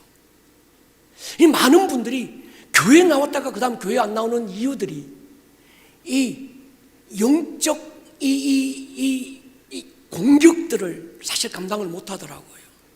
여러분, 이스라엘 백성들이 애굽에서 노예로 살다가 어린 양 피를 문설주에 바르고 세례받는 홍해를 건너서 광야를 지나서 가나안 땅에 들어가요. 근데 가나안 땅에 들어가서 더 많은 어려움을 당합니다. 차라리 광야에 있을 때보다 가나안 땅, 약속의 땅, 축복의 땅에 들어가서 그들은 더 큰 어려움을 당해요. 이유가 뭔가 하면요, 하나님께서 모세에게 또는 여호수아에게 니들이 가나안 땅에 들어가거든 하나님께서 하렘을 선포하거든요. 다 없애, 진멸할 건 다 진멸해. 그런데 그들이 남겨둔 어떤 것들이 이들을 끝없이 물고 늘어지는 거예요. 우리도요, 예수 믿고 난 다음에 할렐루야! 그래서 성경을 읽고 초신자 때는 막 기도하면 응답 바로 받잖아요. 할렐루야! 막 예수야! 하고 나면 막 이 사람들이 막 뭔가 하나님이 막 도와주는 것 같은데 조금 믿고 나니까 뭐 별로 기도해도 응답이 없거든요. 변화도 없거든요. 이유가 뭔가 하면 예수 믿고 난 다음에 남겨져 있는 것들이 있는 거예요. 해결하지 못했던. 첫 번째가 반복적으로 짓고 있는 죄의 습관들. 두 번째는 상처였어요. 어렸을 때 받아있던 그 안에 정말 썬뿌리처럼 남아있는 이 해결되지 못한 상처들이 또 돌아가게 만드는 거예요. 끝없이 물귀신처럼 뒤에서 끌어당기는 거예요. 세 번째가 영적 공격이었습니다. 그러면 이 세 가지를 해결시켜 주자. 그래서 제가 만든 2박 3일의 프로그램인데, 인카운트는 치유, 그 다음 이 치유는 내적 치유, 또 육체적인 치유, 그 다음에 영적 전쟁, 회복, 그 다음에 사명, 부르심, 여기에 포커스를 맞추어서 2박 3일간 여기에 올 수 있는 사람은 아름다운 동행을 수료한 사람들, 그들만 여기에 모아서 이제 인카운터라는 여기를 통해서 주님을 당신 직접 인격적으로 만나는 사건이 있어라. 내 안에 많은 상처가 있지만 이 상처가 치유되는 건 상처가 뭐 프로그램에 참여하고 상담한다고 치유되는 게 아니더라고요. 제가 상담 전공했다고 그러잖아요. 치유는요, 내가 받은 상처보다 더 큰 사랑을 경험할 때 그 상처가 덮여지더만요. 힘을 못 쓰더만요. 그래서 인카운터 속에서는 당신을 향한 하나님의 사랑이 이런 거야. 거기서 하나님의 사랑을 경험하고 하나님의 사랑을 만날 수 있는 어떤 현장, 그리고 자신이 어떤 상처를 가지고 있는지를 돌아볼 수 있는 시간들, 그리고 그들 삶에 어떤 영적 공격들이 있는지를 영적 존재들과 함께 바라볼 수 있는 영적 시각과 분별력을 여기서 넣어주는 겁니다. 그래서 인카운터 한번 참여하고 나면 사람들이 또 달라집니다. 거기서 사람들은, 저희 교회는 세례를 하지 않고 침례를 합니다. 세례는요, 머리 촉촉해지는데 벌써 끝났대요. 근데 물속에 집 담그고 나니까 죽었다는 게 실감을 하더만요. 그래서 이왕 하는 것 우리는 약식으로 하지 말고 오리지널로 한번 해보자.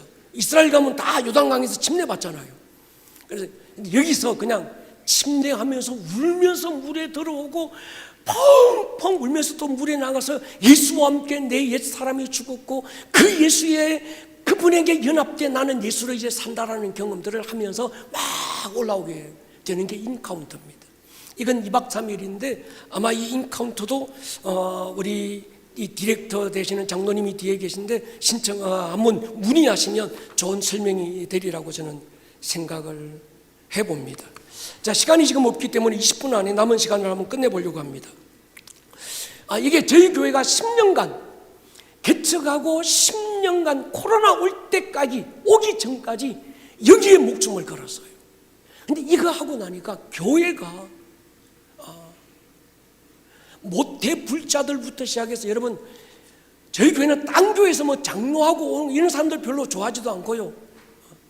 근데 이 모태 불자들이 와서 변화되고 이들이 새롭게 되고 나니까 이들이 자기가 만난 그 예수, 자기가 경험한 하나님의 은혜를 이분들 주변에는 다 불신자야. 무슨 말씀인지 아시죠? 교회 데리고 올 사람들이 너무 많은 거예요. 그러니까 교회가 앉을 자리가 없어졌어요. 간이 의자, 몽골 텐트 사놓고 막 간이 의자 놓고 예배 드리고 막 이런 일들이 일어났었습니다. 거기에 대한 어떤 토양을 누가 만들었는가 하면 사실은 아름다운 동행과 인카운트가 토양을 만들었고, 그 다음에 오카노 목사님이 해주셨던 제자훈련, 사역훈련 이 과정들이 뼈대를 채웠던 것 같아요. 근데 2019년 딱 지나고 2020년도에 코로나가 터졌어요. 근데 2020년 1월 달에 제가 큰 수술을 한번 했습니다. 그리고 수술하고 하와이 코나에 잠깐 몸을 좀 쉰다고 가 있다가 돌아오려고 하는데 한국에 확진자가 생겼대요. 그러면서 코로나가 막 일어나기 시작했었습니다. 코로나가 일어나면서 저희는 하나님께서 어느 때도 없었던 예배당 문을 닫는 모습들을 보면서, 물론 하나님이 코로나를 주신 건 아니지만 허락하신 데에는 이유가 있지 않을까, 그런 고민을 했었어요. 그러면서 예배당 문들이 막 닫히기 시작하고요. 그때 저희 교회는 정말 이 구청 보건소에서는 우리 교회가 골칫덩이였어요. 왜냐고 하면 우리는 예배 타협 안 한다, 우리는 예배에 목숨 건다. 그때 우리가 시작했던 게 10days 리바이벌이었습니다. 성령 강림절을 딱 맞추어서 그 주일, 그 전날까지 10일간을 코로나 때 10일간 전교인 붕괴를 하는 거예요. 하루도 아니고 10일간 아무것도 알 수 없는데요, 꼼지락거리기라도 해라. 뭔가 하나님이 역사할 거야. 목사님 손에 지팡이 있는데요, 와르바시라도 있다. 뭐라도 한번 해보자. 막 이래가지고 우리가 10days 리바이벌이라고 하는 걸 통해서 지금까지 제가 10days 리바이벌을 하고 있습니다. 근데 10번의 집회가 쌓이니까 강력한 돌파가 일어났어요. 주변에서 사람들이 카메라 들고 신고한다고, 뭐 녹화 다 하고 사진 다 찍고 성도들 오가는 거 말이죠. 성도들이 겁이 나가지고 목사님 사진 다 찍고 신고하는데요, 벌금 나온대요. 제가 그랬어요. 이럴 때 벌금 한번 못 내봐도 쪽팔린다. 이럴 때 벌금 한번 내봐라. 예수 믿고 내가 예배 때문에 벌금도 냈다, 할 말이 있어야지. 막 그래가지고 우리가 때로 예배당 문이 막 강제로 닫히기도 하고 싸우기도 하면서 이 코로나를 뚫고 나오면서 저희들이 했던 게, 이젠 복음서적 제자로는 안 되는구나. 그러면서 오카노 목사님의 그 국제제자훈련은 제자훈련 책을 제가 다 버렸습니다. 이거 너무 교리적인 거예요. 예수가 누군지 뭐 다 아시잖아요, 그죠?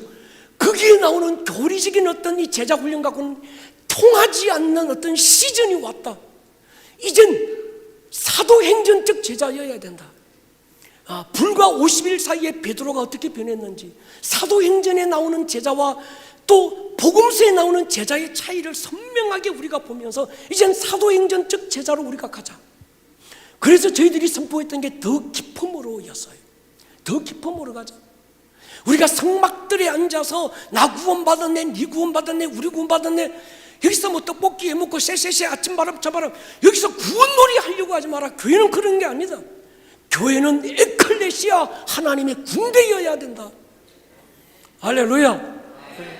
제가 목이 이렇게 된 이유가 있어요. 그때 하도 고함 질러서 그렇습니다. 그러면서 교회론을 바꾸기 시작했습니다.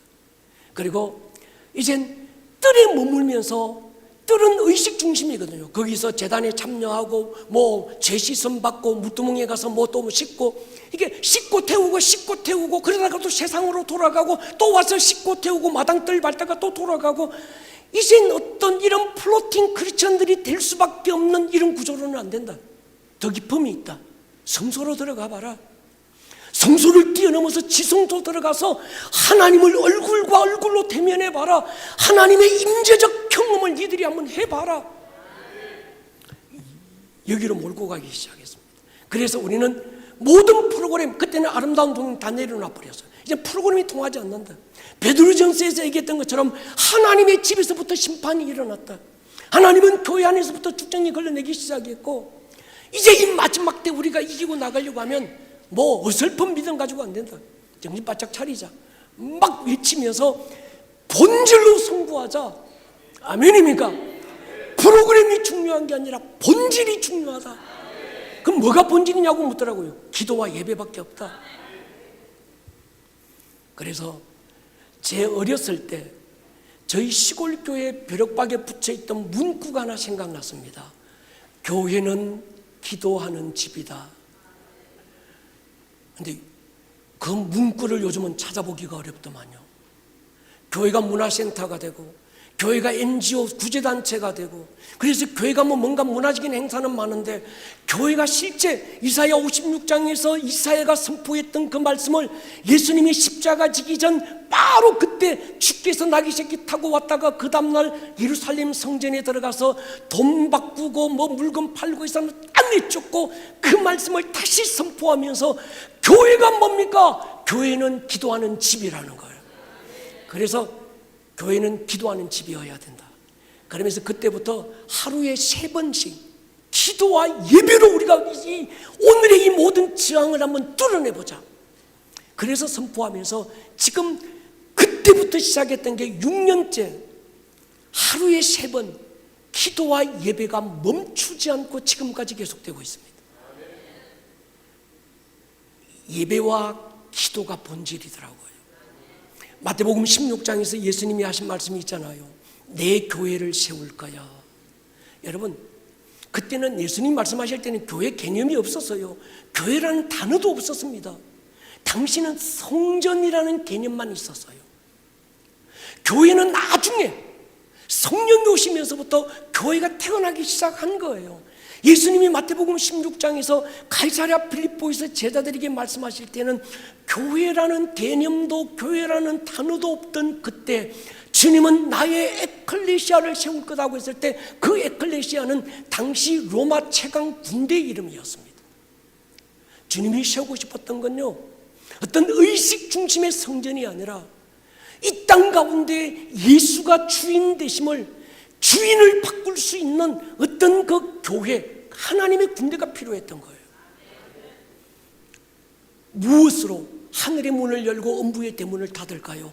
천국 열쇠가 뭡니까? 예배와 기도였습니다. 그래서 그때부터 저희는 예배와 기도도 주시옵소서라고 기도하지 마라. 그건 애들이 기도하는 거다. 이제 마태복음을 다시 봐라.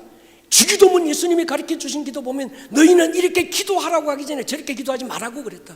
근데 지금 우리가 이렇게 기도하는 기도, 이건 안 하고 하지 말라고 했던 그 기도 맨날 하고 있다. 뭐 먹을까, 뭐 마실까, 뭐 입을까, 그것만 기도하고 있다. 이건 보너스로 주는 거지 기도의 핵심이 되면 안 된다. 그럼 기도가 뭡니까? 하늘에서 이루어진 하나님의 뜻이 이 땅 가운데 풀어지기를 기도해라.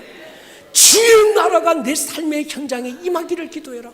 가야 되는 천국만 보지 말고 당신의 삶에 하나님의 주권과 통치와 다스림이 이루어지는 그런 어떤 교회, 그런 예배 말이죠. 그걸 한번 세워보자. 이러면서 교회론도 바꾸기 시작했고 패러다임 자체를 바꾸기 시작했습니다. 그러면서 지금 시간이 없어서 넘어가야 되겠습니다. 여러분 그때 이제 저희가 코로나가 오기 전에 교회를 건축한다고 종교부지 500평을 큰 아파트, 수만 세대가 있는 아파트 정문 한복판에 500평을 사서 건축위원회 다 구성하고 심의 뭐 이런 허가 다 나고 이젠 스타트 하려고 딱 시작 시작하려고 하는데 코로나가 빵 터진 거예요. 그때 깊이 기도하는데 하나님이 제게 주신 마음이 10,000명이 모이는 하나의 교회도 하나의 교회지만 100명이 모이는 하나의 교회도 하나의 교회라는 거예요. 100명이 모이는 100개의 교회가 연합됐을 때 일어날 수 있는 강력한 어떤 이 파워에 대해서 알게 하시더라고요. 그래서 장로님들을 제가 제주도에 모시고 가서 잘 대접하고 장로님들에게 도전을 줘서요. 자, 장로님들 교회 건축하는데 집 할 수 있는 장로님들 손 들어보세요. 아무도 안 들어. 그럼 선산이 있는데 그 선산 팔 사람 손 들어보세요. 아무도 안 해요. 그러면 여기서 접읍시다. 이젠 교회라는 건물이 필요한 시대가 아닙니다. 이제 우리 교회는 플랫폼 처치로 갑니다. 그러면서 그분들에게 플랫폼 처치에 대한 비전을 쫙 설명을 했습니다. 그때 당시 한국에서는요, 어떤 이 플랫폼 처치라는 것에 대한 단어도 잘 없었어요. 2020년도니까. 어떤 프랜차이즈 처치들은 많잖아요. 패밀리 처치 이런 건 많잖아요. 뭐 온누리교회 같은데. 근데 이 플랫폼 처치라는 단어도 없을 때 저희가 처음으로 플랫폼 처치라고 하는 이 비전을 선포하기 시작했습니다. 핵심은 땅끝이었습니다. 수평적인 땅끝 이스라엘. 하나님의 시간의 기준은 이스라엘이다. 원의 시작과 끝이 한 지점이라면 복음이 이스라엘에서 시작돼서 바울을 통해서 쭉 유럽으로 갔다가 빌립보로, 그 다음에 바울을 통해서 유럽의 복음이 전파되면서 청교도를 통해서 아메리카로 왔다가 다음 우리 한국까지 왔다. 그게 많은 그 아메리카에 일어났던, 유럽에 일어났던 그 부흥 속에서 터졌던 부흥의 은혜 받았던 젊은이들이 선교사로 자청해서 이 대한민국 아무도 이름도 없는 빛도 없는 이 조선 땅에 와서 그들이 목숨을 쏟으며 피를 흘고 목숨을 다 쏟아내놓으면서 세웠던 게 복음이 여기까지 왔다. 이제 이 복음이 우리는 이스라엘로 가야 된다. 그래서 우리는 어떤 영혼 구령의 선교보다 주님 다시 오실 길을 준비하자. 마태복음 24장 14절에 복음이 땅끝까지 전파되면 주님 오신다고 그랬는데 이 땅에 소망이 별로 없더라고요. 마지막 소망은 예수밖에 없더라고요. 그래서 주님 빨리 오시는 게 우리 마지막 소망이다. 빨리 오시려면 어떻게 됩니까? 저놈의 이스라엘이 구원받아야 돼요. 그래서 우리는 이스라엘로 간다 막 이래요.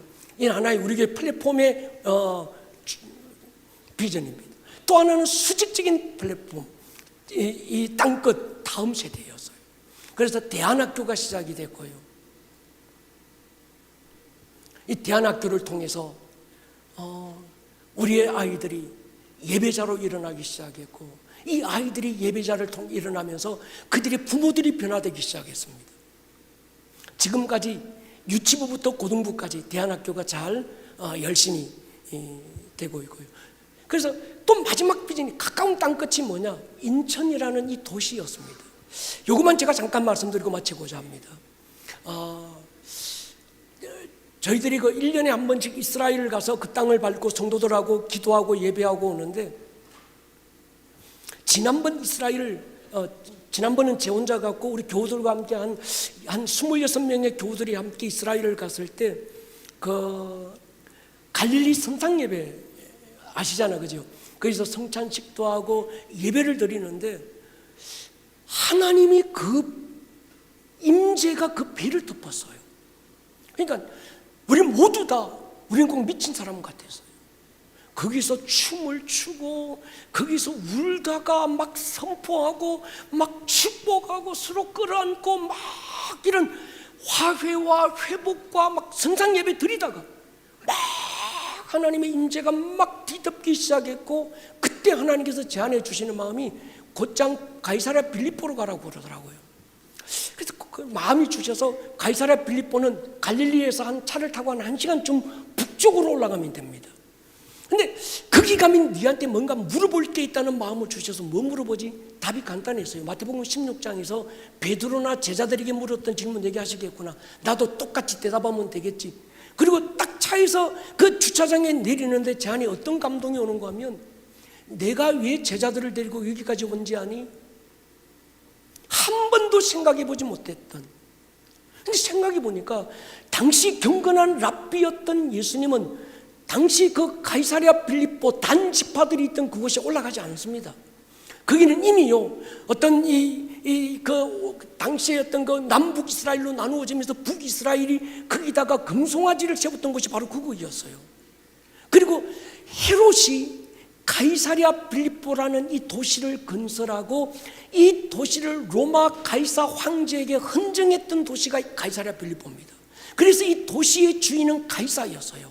그래서 로마 가이사 황제의 이름을 따서 가이사랴 필립이라는 사람의 총독의 이름을 따서 가이사랴 빌립보라는 이름을 지은 거예요. 여러분 이스라엘에 가서 제일 아름다운 도시가 어디냐고 물으면요 가이사랴 빌립보입니다. 헐몬산이 그 뒤로 있는데 헐몬의 이슬이 땅으로 스며들었다가 땅속을 뚫고 올라오는 데가 가이사랴 빌립보입니다. 어마어마한 어떤 그 폭포가 있고 그게 물이 막 거기서 솟아나는 물이 요단강 줄기를 만들고 갈릴리로 갔다가 갈릴리에서 또다시 요단강을 타고 사이로 흐르는 거거든요. 그러니까 여기서 셈의 근원이 돼서 여기서 쏟아났던 이 물이 시온의 산들을 덮는 시편 133편의 그 역사들이 시작이 바로 여기였던 거예요. 근데 거기 갔을 때 제가 많은 생각을 했습니다. 주님은 거기 보면요 여러분 가보신 분 아시겠지만 음부의 대문이라고 하는 어마어마한 동굴이 그 한가운데 있고요 끝이 보이지 않는다고 해서 사람들은 이 동굴을 음부의 대문이라고 생각했습니다. 그리고 그 옆에는 판신의 신전이 있었어요. 여러분 판신, 목동의 신 아시죠? 여러분 그 팸플룻이 판신이 부르던 악기가 팸플룻입니다. 팜플룻인 거예요. 여러분 피트팬 애들 그 동화 있지요? 그 피트팬의 작가, 원작가의 이 피트팬의 배경이 사실은 판신에서 나온 겁니다. 그리고 그 위에 언덕이 있는데 그 언덕에 가이사의 신전이 있었고 그 신전 앞에 어마어마한 가이사의 신상이 세워져 있었어요. 그 신상 앞에서 주님이 지금 제자들에게 묻는 거예요. 얘들아 이 도시의 주인이 누군지 아니? 나는 니들에게 누구니? 그때 베드로가 고백했던 게요 예수님 내 앞에 붙이고 서 있는 저 가이사가 이 도시의 주인이 아니고 당신이 이 도시의 왕입니다. 그리스도라는 말은 왕이라는 거거든요. 당신이 이 도시의 왕이라는 거예요. 동의가 되십니까? 우리는 베드로의 신앙 고백 가지고 나 구원받았네, 네 구원받았네 구원놀이 하는데 여러분 주님은 거기서 구원을 얘기하신 게 아닙니다. 교회를 얘기하신 거예요. 교회. 내 교회를 세울 거야. 그 교회가 이 도시의 주인을 바꿀 거야. 에덴시티가 여호와의 동산이었던 것처럼 그래서 그때부터 저희 교회에 와서 아름다운 꿈의 교회가 왜 인천에 세워진지 아냐? 인천의 주인이 예수라고 하는 걸 선포하라고 주께서 교회를 세우셨어요. 여러분 인천은 특별합니다. 대한민국의 관문도시가 인천입니다. 지금부터 세 번째 70년 전 1884년에 2명의 선교사가 인천으로 들어와서 나라를 조선을 살렸습니다. 그 후 70년 후 메가드가 또 한 번 대한민국을 살리는데 메가드가 22개의 나라를 이끌고 와서 연합군을 와서 나라를 살렸어요. 작년에가 세 번째 70년이었습니다. 그때 저희들이 플랫폼 처치로 송도의 헤이븐 교회라고 하는 교회를 파송 개척해서 세웠습니다. 복음이 서진되고 이슬람이 터키와 사우디를 중심으로 해서 쭉 동진하면서 만나는 마지막 접전 자리가 인천 송도였어요. 여러분 송도에 가보시면요 지금도 새벽 되면요 5시 되면 센트럴 파크라고 하는 어마어마한 그 공원이 있는데 공원의 주차장이 차들로 빽빽 갑니다. 5시에요. 제가 영상을 안 가지고 왔는데 뭐 하는지 아십니까? 송도에 영종도에 있던 이슬람 사람들이 기도하는 그 시간 되면 거기 와서 자기들의 메카를 바라보고 거기서 기도하고 부르짖고 막 하는 거예요. 근데 교회들이 잠들어 있는 겁니다. 여러분 마지막 때 전쟁은 예배 전쟁이거든요. 근데 교회들이 기도 안 넣은 거예요. 그래서 저희 막내 아들이 헤이븐 처치예요. 저희 교회 이제 미국서 오래 공부하고 영어로 예배를 글로벌 캠프에서 한 5년 영어 예배를 인도하고 왔기 때문에 그 아들을 헤이븐 처치로 우리 노예에 소속되어 있습니다. 해놓고 세워놓고 여기서 실제적인 영적 전쟁을 해라. 예배로 이슬람의 저항을 뚫어내봐라. 그러면서 저희들이 이제 인천에다가 이 4개의 교회를 세우기로 결정하고 플랫폼 처치에 대한 비전을 우리가 함께 공유하면서 하나의 플랫폼 위에 교회들이 세워져서 그 교회들이 함께 도시의 주인을 바꾸고 예배와 기도를 통해서 정말 이 땅 가운데 임하는 하나님의 나라가 어떤 것인지 한번 보여줘 보자. 이게 이제 저희 교회 그 플랫폼 처치의 비전이었습니다. 그러면서 저희들이 이렇게 해서 저희들이 5년을 달려왔고 2026년이 시작되면서 하나님께서 저희 교회에게 부흥의 원년을 선포하게 하셨습니다. 신년 집회 1, 2, 3 대대적인 집회를 하면서 저희들이 외쳤던 건 진동과 부흥이었습니다. 그래서 창세기 26장에서 이삭이 아버지 아브라함이 팠던 그 우물을 다시 파잖아요. 그리고 아버지 아브라함의 이름으로 일컫잖아요. 우리도 1907년도 정말 우리네 믿음의 선배들이, 우리 영적 아비들이 팠던, 우리 믿음의 선배들, 그 아름다운 영적 유업을 가진 그분들이 팠던 부흥의 우물을 우리가 다시 파자. 사람들은 부흥이 안 된다고 말하는데 우리는 지금이 부흥할 때다. 막 부흥을 선포하면서 이제 2026년을 시작하고 있습니다. 뭐 저희 교회 이야기 다 들려드릴 수는 없지만 여러분 여기까지 말씀을 드리기로 하고, 마지막 한 가지, 이게 저희가 가졌던 이 킹덤 스쿨이라고 하는 게 있는데, 이건 다음에 제가 여러분에게 혹시 시간이 되면, 시간이 없어서 설명 못 드리고 제자 훈련을 어떻게 바꾸었는지, 사도행전적 제자 훈련이 어떤 과정이 있는지 7개 스쿨을 만들어서 저희들이 했던 것들을 여러분들과 함께 언제 시간이 되면 한번 나눠보려고 그럽니다. 제 목회 사명 선언문이 있습니다.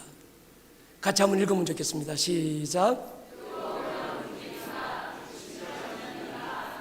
이게 제 목회적 사명 선언문입니다.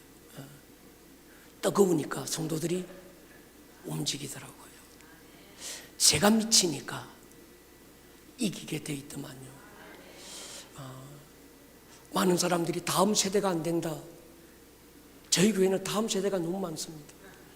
애들 바글바글합니다. 산속에, 산 밑에 그 뭐 애들이 올 수도 없는데 애들이 바글바글한 이유가 있습니다. 제가 다음 세대에 미치니까 애들이 모이더라고요. 그러니까 다음 세대가 아닙니다. 목회자가 안 미쳐서 그렇습니다. 미치면 되게 돼 있습니다.